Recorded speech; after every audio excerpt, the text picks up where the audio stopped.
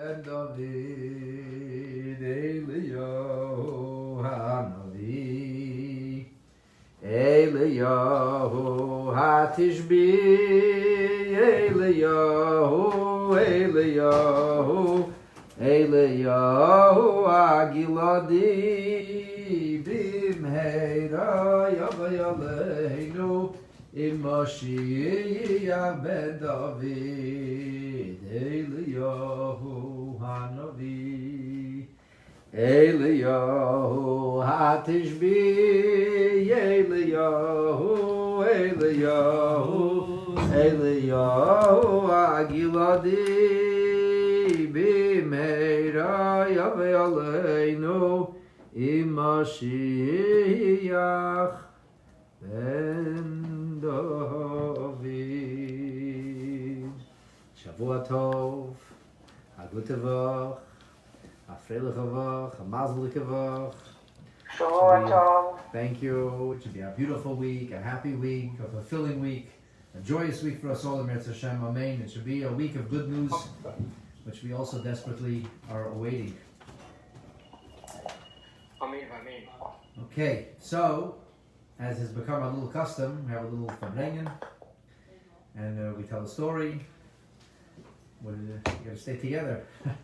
Even if we have to be physically apart, we should never be socially isolated. Chas v'shalom. Shmuley, bring me up some little l'chaim. You know what? Give me the esrog mashke. We can't burn the lulav tomorrow. Maybe we'll burn the lulav in Lag B'Omer because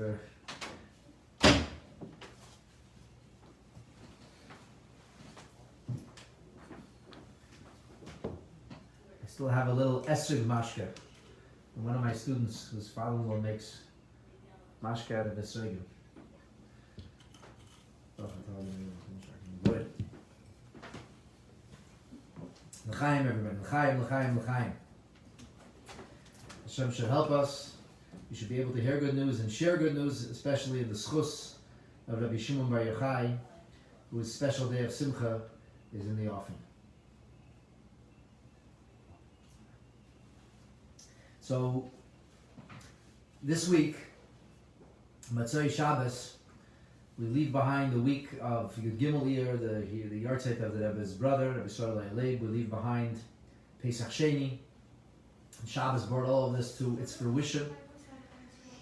And now we prepare to enter a new week. A new week bolstered by the blessings of the past week, empowered with the energy of Shabbos Kodesh, of the Holy Shabbos. We now enter into a week that is going to be primarily suffused and punctuated with the holiness of Lag B'Omer. And I encourage all of you, those on Zoom and those on Facebook, to join me on Tuesday night. We're going to have a fascinating class about colored eggs, but really it's going to be a window into what Lag B'Omer is all about. And I think that all of you will very much enjoy the class, and I hope you'll join me. But I do want to speak about Lag B'Omer just in passing, just a little bit, and maybe tell a couple of stories tonight. So, to whet your appetite for a Tuesday night's class, the notion of Hilula, the notion of the Simcha, the joy that we observe on the yahrzeit of Tzaddikim, really Rabbi Shimon Bar Yochai is the first one in history that you start using the terminology of Hilula. So the Tzemach Tzedek asks in a Maimer, which is found in a sefer called Ur HaTorah, in Yonim, he asks an expanded Maimer, a Hasidic discourse that the Alter Rebbe delivered in the year 1806, and over there the Alter Rebbe explains why and how Rabbi Shimon Bar Yochai wanted his day of yahrzeit to be a simcha. He talks about the virtue of Pnimius HaTorah, the revelation of the esoteric realm of Torah, which reveals the soul of the Torah studied and mitzvahs performed. And he says that the souls don't die, only bodies can die. The bodies can be laid to rest, but since souls are eternal, so Rabbi Shimon Bar Yochai, who emphasized the soul of the mitzvah, he continues to live on for eternity. And his yahrzeit doesn't make a difference, if you will, insofar as his spiritual presence and the impact of his mitzvahs are concerned. So the Alter Rebbe asks, it says that that's the nature of Shimon Bar Yochai. It's when Hilula. So the Tzemach Tzedek says, 1 second, but all tzaddikim have this energy. All tzaddikim, they live on for eternity. All tzaddikim have this concept that even after the terrestrial passing, that the world continues to resonate with their spiritual presence. Why would they only call the yard site of Rav Shimon Bar Yochai Hilula, and other yard sites we have this idea of tainus, of fasting? Famously on the yard site of Moshe Rabbeinu, those have a custom of fasting. This is the question that Tzemach Tzedek asks. And his answer is that with Rav Shimon Bar Yochai, he revealed these things in this world. In other words, there's like spiritual ideas, but they remain in the realm of the spirit. And Rav Shimon Bar Yochai, he brought the spirituality down into this world in a concrete way. He revealed the Torah of mysticism, the Torah of the esoteric part of Torah, in a way that all people should eventually be able to appreciate and understand. And the emphasis of Rav Shimon Bar Yochai, as the Talmud tells us, was about healing this world, about bringing the spiritual blessings to fruition in a concrete way, actualizing the spiritual energies. So in this realm, I want to tell you three stories. The first story is a story that took place in the times of the Alter Rebbe, in the early part of the 19th century, early part of the 19th century, somewhere in the first decade of the 1800s. So there was a certain chassid, and this chassid was a fine fellow. He's not rich by any extent, but made a comfortable living, did okay for himself. But he was very heartbroken because he and his wife had not been blessed with children. And he would come to the Alter Rebbe year after year, and he would ask blessings, and the Alter Rebbe would say to him, "I can't help you." One year, the Alter Rebbe said to him, I can't help you, I can't give you a bracha. The man stood in the doorway of the Alter Rebbe's study, and he refused to leave. He said, "I'm not leaving until my Rebbe blesses me. I want a blessing to have children. My wife and I want to have children." So the Alter Rebbe said to him, "If you're so adamant about this," he said, "go to Berditchev, to my mechutin." Alter Rebbe's grandson had married the Berditchev's granddaughter. So there was a shidduch between the two of these very, very holy tzaddikim, disciples of the Maggid of Mizrich, great Hasidic masters, great tzaddikim. So go to my mechutin in Berditchev, ask my mechutin, and maybe he can help you. I can help you. Chassid hears such words. He was a little despondent that his Rebbe can help him, but he said to go to the Berditchev Rebbe. So he went off to Rabbi Levi from Berditchev, and he came to the holy Rabbi Levi, and he said, "The Alter Rebbe sent me to you. And he said, you can help me. He said, you can help me, and I'm asking you for a blessing. Please give me a blessing." So the Berditchever said to him, "Okay, if you'll give me 500 golden talents, golden coins, whatever it was at the time, for tzedakah purposes, I can give you a bracha." And it said 500 golden coins. So it was like crazy. Like at that time, it was like what a person made in a year. He said, "I can't give you 500 golden coins. Come on, Rabbi Yitzchak, that's ridiculous. I'm happy to give tzedakah. I support the poor. I take care of all kinds of good things. But 500 golden coins? You got to be kidding." And he's there bargaining with Rabbi Yitzchak. "I'll give you 100. I'll give you 150. I'll give you 200. 200 is half my year salary." This doesn't budge, not one kopek less. He says 500 gold coins. Anyway, this fellow comes back to the Rabbi Berditchever, and he's arguing with him, and he's begging him, and he's pleading with him. He says, "If Rabbi could bless me, why should Rabbi attach money to it?" Rabbi Berditchever does not respond. He says, "I told you there's no negotiation. 500 gold coins, that's where I can give you a bracha."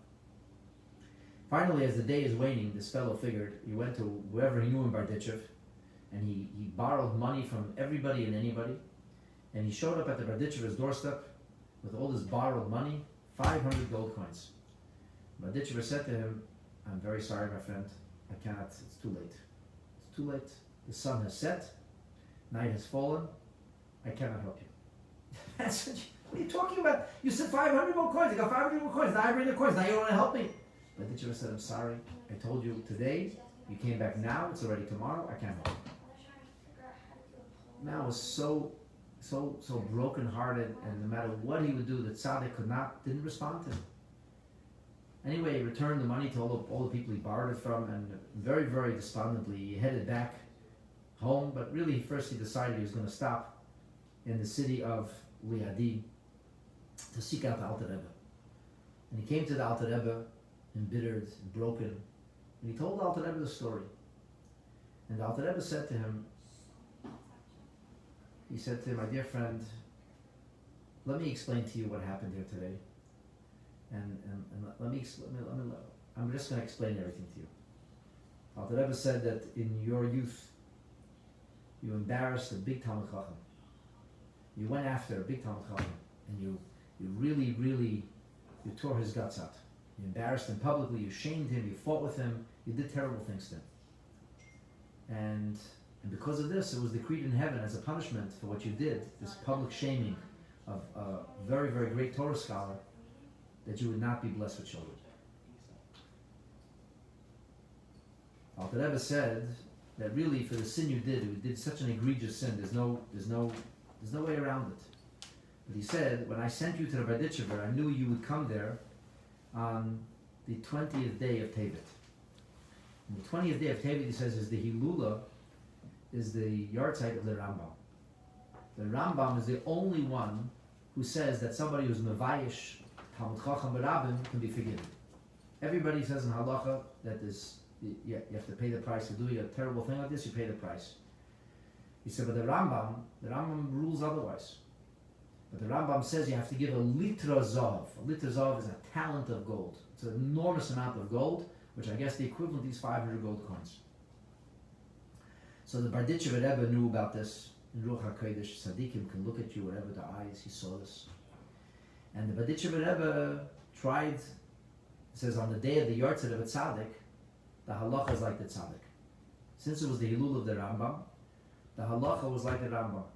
And on this day that the halacha was like the Rambam, the Berditchever told you to give the money like the Rambam rules in Mishnah Torah. And because on this day the halacha is like the Rambam, the Berditchever would have been able to bring down a blessing for you. So unfortunately, you didn't listen. So I'm terribly sorry, you didn't listen to him.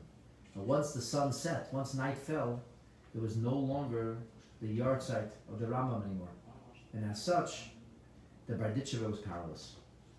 So the man said, Rebbe, if this is all true, so tell me, he said, so why couldn't you bless me? So the Alter Rebbe said, I will tell you.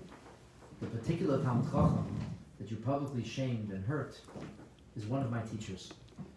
And the halacha is when somebody shames your own teacher, that you're not permitted to forgive him. Can't do it. The Alter Rebbe said, I had no choice. I was a disciple of this person, so I couldn't. But you, he says, you went to Berditchever, and the Berditchever wasn't a disciple, he could have helped you. It's actually a sad story. I promise you to give you two happy stories now.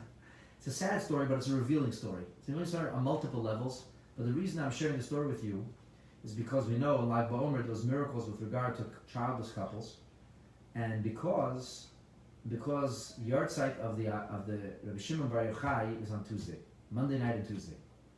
And it says, Kedai Rabbi Shimon lismacholov. You can rely on Rabbi Shimon. It says, B'shas adchak, when you're squeezed, and heaven knows we are squeezed now more than we have been, maybe in decades. When you're squeezed, rely on the tzaddik Rabbi Shimon. Rabbi Shimon will take care of us. We're so squeezed now, and we're really in a crazy situation. We're in a crazy situation. We don't even know in Ontario when anything's going to open, and our lives are totally disrupted. Some of us, Baruch Hashem, are able to make a living, and that's a good thing. So many, unfortunately, cannot make a living now. So it's a crazy time. Crazy time. You know, one of my sons mentioned to me today, we finished learning Parshas Emor today. He says, one more week, we're going to have missed a whole book of the Torah. It's like a whole book got swallowed up. We didn't hear it in the shul not once, a whole book of the Torah. We're really in an awful place, right? And so we have to know that Shimon's yahrzeit is a very powerful day. And I really encourage everybody to observe the Hilula of Lag BaOmer in any way you can. It's very important. Join a class, join a Farbrengenette, come together, bring your family out, make a bonfire in a fire pit in your backyard. I don't know, figure it out. You Google the customs. There's many beautiful customs. But do something special for Rabbi Shimon Bar Yochai. Most importantly, the Rebbe once said to add 18, to give tzedakah the number of 18, from 18 cents and over. And the Rebbe said to recite Tehillim, especially Psalm 33, which is connected to the 33 day of the Omer.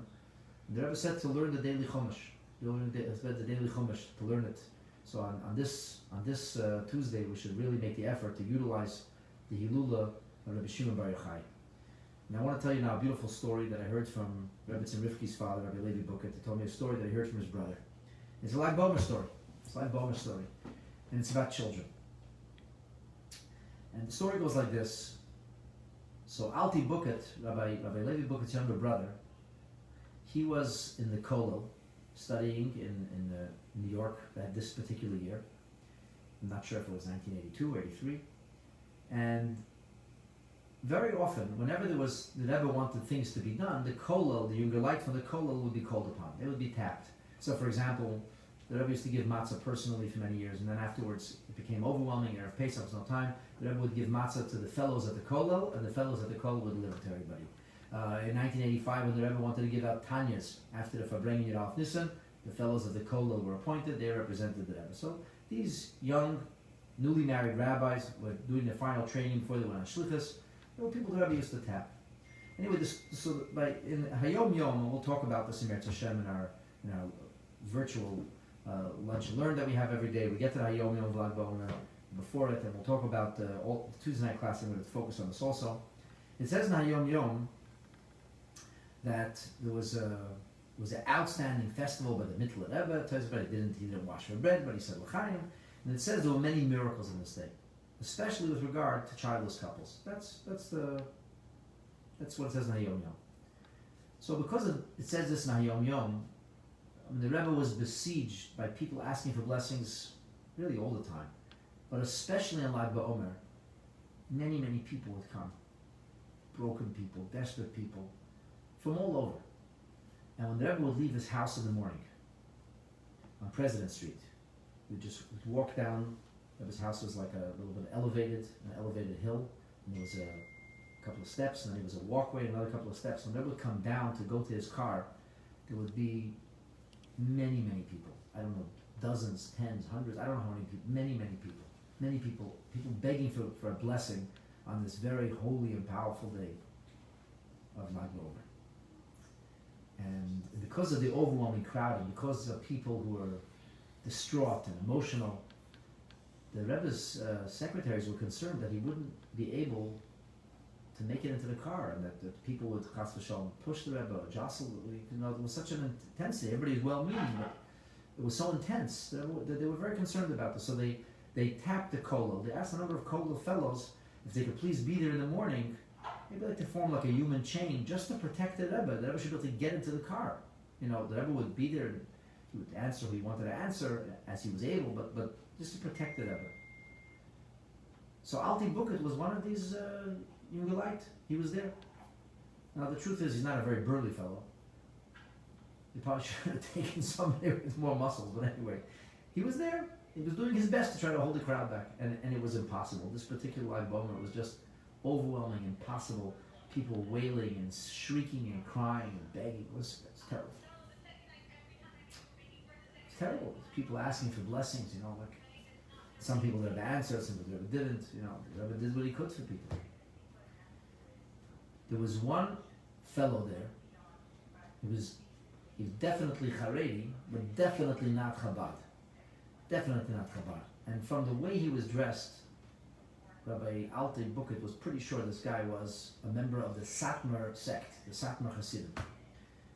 Now, today's day and age things are very different, but I can tell you in the early 80s there was a lot of negativity coming from the Satmar's community towards Chabad. A lot of very negative things, unfortunately. Chabad just promoted positivity and they would teach Chassidus, but the Satmars were very upset. Many of their intelligentsia was attracted to Chassidus, and they were to a different way of life. It was not a good time. And the fact that somebody from Satmar would come for a blessing it was remarkable, but it wasn't so surprising, because the community said what the community said, but people who needed a bracha knew where to get a bracha. Anyway, this Satmar Yaman jumped over the car, and he's literally on the car. Okay, the guy, you have to picture the guy is on the car with his face hanging down as the Rebbe gets into the car, and he's banging on the window. And this guy's desperate. And when the window opens, and he yells out his name, his Hebrew name and his mother's name, like Avram ben Sarah, And he yells at his wife's name. His wife, let's say, I don't know, Rivka Bas Rachel. And he says a blessing for a child. So the Rebbe said loud, Amen. The Rebbe said, Amen. And the Rebbe said to him, with who will the child play? He'll be alone. With who will the child play? The man was stunned. He's hanging upside down on top of a car. He was stunned. The Rebbe said, with who will the child play? So the Rebbe said he should have a brother. And the man was stunned. And Alti Bukit standing right there, and he screams at the guy, say Amen! So the guy shouts Amen, and he scrambles off the car, and that's the end of the story. And whatever, the Rebbe's car drives off, and young Rabbi Alti Bukit goes his way, and that's the end of the story. That's it. Never hears from the guy again, never sees it. Whatever, it's a story. It's a day in people's lives, something that happened. Exactly 14 years later, it's Lag BaOmer. And Rabbi Alta Bukit is a shliach in Lexington, Massachusetts. He decides he's going to drive down early in the morning to go to the Ohel. Actually, it works out. This is in the early 80s. This is now, maybe it was 84, 85, I don't know, so early 80s. And it's just after Gimel Tammuz, I think the year after Gimel Tammuz, he decides he's going to go to the Ohel. He has an event back home where he is going to go to the Ohel. He's at the Ohel early in the morning, and he notices a Satmar Chassid there with two little Satmar boys.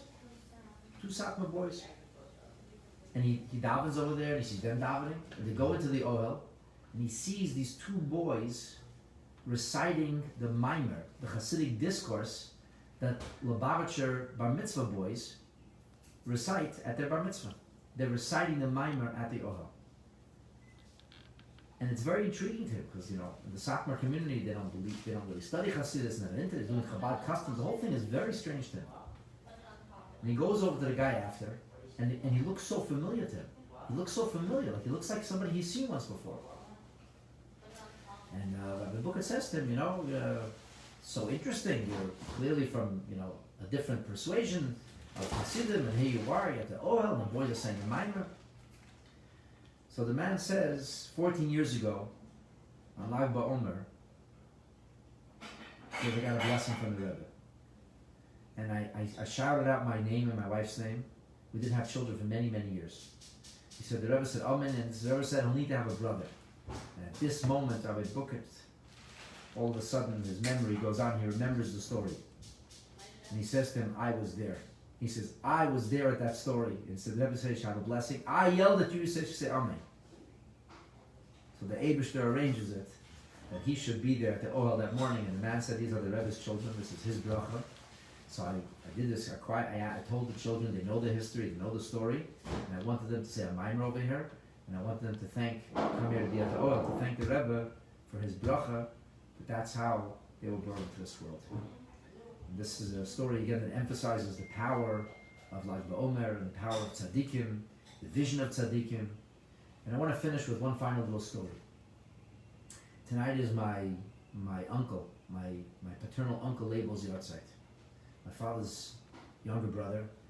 My uncle Label was an extraordinary person by every stretch of imagination. He was a Torah genius, extraordinary Torah genius. And not only was he brilliant, but he was very studious. He was a very, very Hasidic, he had a big makusha, very devoted, dedicated to the Rebbe. My uncle once told me that after he got married, when he went into the kollel, the Rebbe said to him that he should learn Torah very diligently. Very diligently. He was in the kollel for a year and a half. Very diligently. He was married in the month of Tevet in the year 1971. And you'll see in the summer of 1973, that's when the Rebbe tapped him for a very special mission. So anyway, the Rebbe said to him,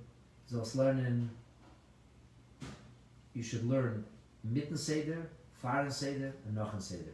You should make sure to be studying during the time, a lot of time for study, prior to the allotted time, and after the allotted time. Then the Rebbe said to him, you should learn while you eat. before you eat and after you eat. Then the Rebbe said you should learn in the middle of your sleep, the Rebbe said to him.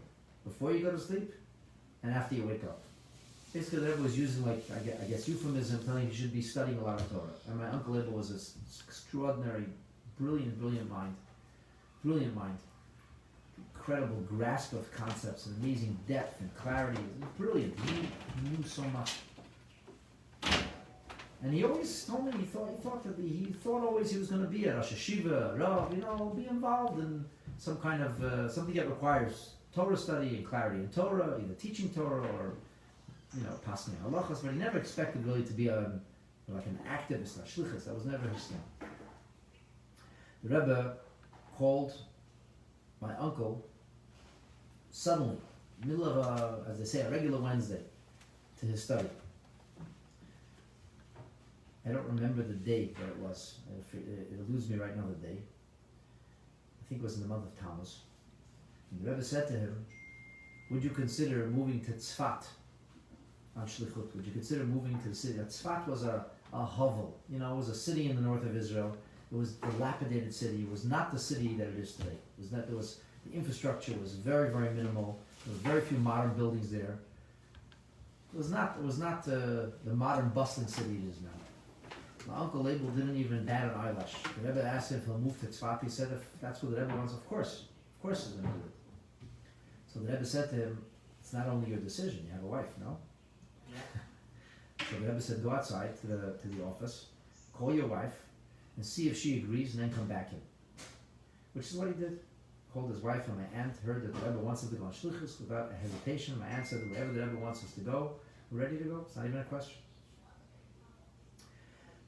My uncle went back into the Rebbe's study. And it was a very interesting Yechidus. There's many, many interesting things that happened at that Yechidus. Amongst them, I'm not sharing all the details, but amongst them, the Rebbe told my uncle that it was very important that he be in Tzfat for Hey Av, which is the yard site of the Arizal. Very important, he should be there already in Tzfat. But it would take time. My uncle asked, what about traveling in the 9 days? Because he might just come right there. The Rebbe said that if he packs his bags before, it's not a problem. It's as if the journey began. And the Rebbe told him he should pack his bags immediately, which he did promptly. The Rebbe said, when you pack your bags, the first thing you pack is your talis and film. And my uncle told me that he went home, he put all of his clothes into suitcases, his talis and film, of course, first. And every day he would take his talis and film out and put it back inside. And he would wear his clothes, they would do the laundry and put everything back. He lived in suitcases. Till they left to Israel, lived on suitcases. And with many other interesting hiras, one of the things that Rebbe said to him is that there's a shul in Tzfat that Chabad Hasidim built in the 1860s, 1870s, and it was a dump. This is 100 years later. The Rebbe said that they should make sure that to clean up and refurbish the shul, there should be a minyan davening there before the high holidays. The high holidays, there should be a minyan davening there. Anyway, a number of other interesting instructions, and then the Rebbe gave my uncle a Tanya, which the Maskiris told my uncle is the Tanya the Rebbe uses every single day. And there were certain psukim written inside the Tanya, and the Rebbe's name was written there. Anyway, it's a long story. The Maskiris took the Tanya and went back to the Rebbe. I don't want to go into it. Bottom line is the Rebbe really empowered my uncle in a very extraordinary way, and he clearly was investing a lot in this mission. Those who know the history of the Yom Kippur War know that the Syrians all but overran Tzfat. They were on the way to overrun northern Israel. Until today, nobody really knows with clarity why the Syrians didn't capture Tzfat and, for that part, all of northern Israel. There was a Syrian general that was court-martialed and jailed. And their official response was they couldn't believe that the Israelis were so unprepared. They just couldn't believe it. And they were convinced that there was a trap. And because of this, they were delaying, even though the Egyptians were surging across the Bar-Lev line. And it was terrible in the south. In the north, it was not nearly as bad as it could have been. And of course, in the end, our forces, Israeli forces, recaptured the north of Eretz Yisrael. And they recaptured even Hebron. I actually have another uncle who was stationed there, who was in Syria. That's another story in and of itself. Somebody asked the Rebbe, on the night of Yom Kippur, the Rebbe walked, he remained in Shul after davening, said the whole Tillim. And then after he went next door to the library, he placed his foot on a chair and he placed his head like this on his foot, and he remained like that in his talus and kittled the entire night. At 10 o'clock in the morning, the Rebbe was still standing like this in deep meditation. Now, of course, nobody knew in New York that the war was going to break out or that it had broken out, but by 10 o'clock in the morning, they knew already, and it was well after 10 o'clock when davening would start, where the Rebbe's secretary like kind of apologized and tapped him on the shoulder to tell him that everybody's waiting in shul. And the Rebbe was very, very involved on many levels in the Yom Kippur War. Many, many levels. At that time, Ariel Sharon already had met the Rebbe. He was in touch with the Rebbe. There was conversations going on from the field telephones. The Rebbe was very, very involved. Some of the stories are known. They've been documented in incredible films done by Jen called Faithful and Fortified. Some of the stories will still yet come out. Aren't even known yet. Somebody asked the Rebbe, what are you doing for the war effort? What are you doing to protect the people in Israel? And the Rebbe said, I already dispatched my general to Tzfat. And as if to say that the starting of the Shlichus in Tzfas was kind of the spiritual protection that the Rebbe invested. And of course we know miraculously Tzfat was not overrun, and all of northern Israel was protected by the brachas that were emanating out of Tzfat. And it seems pretty clear that the Rebbe kind of entrusted my uncle with this mission, and that he sent him and he said, make sure you're davening with a minyan in the Tzemach Tzedek Shul, that this brought about a bracha for the people in Israel, and especially in the north, to save them from the hands of the murderous Syrians. So my uncle unfortunately was killed in a car crash. He left Israel my uncle would drive a lot in Eretz Yisrael. He was very involved in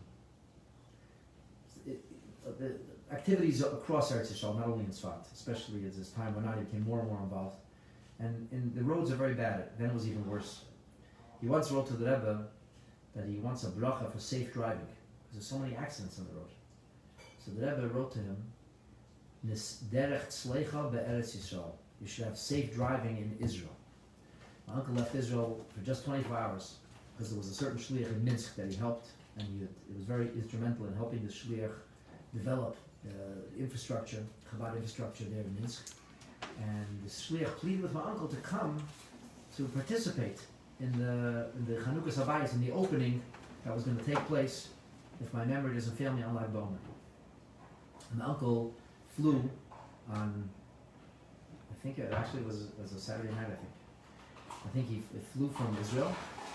Rabbi Lau's son was his older son, not the chief rabbi today, his older brother was also supposed to be on that plane. He was also flying, and the flight was overbooked, but because my uncle had so many frequent flyer miles, they bumped somebody and they put him on the plane.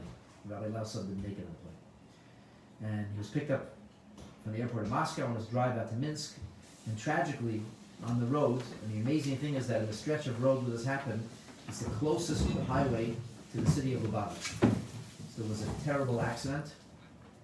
Either a truck driver was drunk or fell asleep, who knows, can't know from Russia really. And my uncle tragically was killed on the spot. And that was on the 16th day of Iyar, which is tonight and tomorrow. And until they were able to bring his body to Eretz Yisrael, it took a little while. And actually he was buried on Lag BaOmer, on the evening of Lag BaOmer in Tzfat, in the same cemetery as the Rebbe's brother, the Sarah Lake. So anyway, these are some of the stories I wanted to share with you. I think the important thing for us maybe to take from all these stories is the power of a yahrzeit, the power of a Hilula of a tzaddik, and the notion that this is a very powerful week, a week of tremendous koyach, tremendous wherewithal and empowerment for the Jewish people. And Lag BaOmer is it's not a small thing, Lag BaOmer. It's a big thing. It's a big day. It's a very, very big day. A very powerful day, a very holy day, a very joyous day. And Hashem should help us, that should be Kedai, Rashvi, Lismich Alav, that we should fulfill the Rebbe's instructions for Lag BaOmer. As I mentioned to you earlier, the Rebbe wrote a letter in 1989 asking everybody to give a number of 18 in tzedakah, and to recite chapter 33 of Tillim, and to study carefully the daily Chumash, that hopefully we're going to merit the Ul of the Yeshua, not only a turnaround of the present disruption, but actually a transformation of the whole Golus, of life, a disruption, a real disruption, a positive disruption, a real paratzta of everything that's going on, and beyond with the coming of Mashiach. V'mheira u'b'yameinu amen. Shavua tov. L'chaim l'chaim l'brach.